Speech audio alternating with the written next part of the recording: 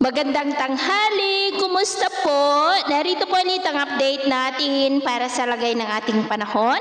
Ngayong tanghali po ng December 31, 2024. Sa ngayon po ay patuloy pa rin na easterlies ang dominanteng weather system na umiiral lalo sa silangan ng ating bansa, lalo sa silangan ng Luzon at Visayas.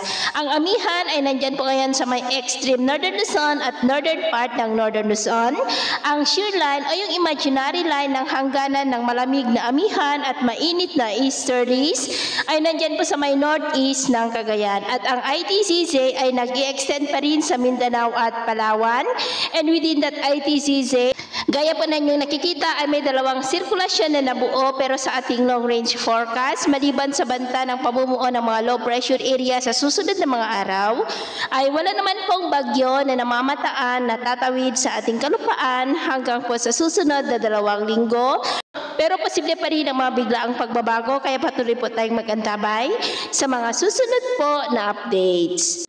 At sa lagay ng ating panahon, ngayong tanghali ay maayos ang panahon sa malaking bahagi ng bansa maliban lamang sa tsansa ng cloudy skies with isolated rain sa may Babuyan Islands, Polillo Island, Palawan, Catanduanes, Sorsogon, Pandan, Eastern Samar, Caraga, Davao Region, Sorsogon, Zamboanga Peninsula at Sulu Archipelago. At sa susunod po ng mga oras ay maayos pa rin ang panahon sa malaking bahagi ng bansa maliban lamang sa tsansa pa rin ng cloudy skies with isolated rain sa ilang bahagi ng Mindanao, Eastern Visayas, Aklan, ilang bahagi ng Southern Luzon at Cagayan, kaya mag-ingat pa rin po tayo. At sa atin naman pong mga baybayin, maalon po sa baybayin ng Babuyan Islands, Batanes at silangang baybayin ng ating bansa dahil ang mga alon dyan ay posible po na aabot hanggang sa 1.9 to 2.3 meters height. Kaya hanggat maaari po ay iwasan na muna natin ang papalaot dyan sa mga may kulay pula, lalo na ang ating mga kababayan na mangingisda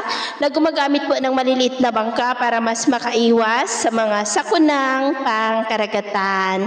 So, ito po ang latest update natin sa araw na ito. Ito po muli si James na nagsasabing sa kahit anong pagsubok po na darating sa ating buhay, huwag na huwag po tayong mawawalan ng pag-asa. Thank you and God bless!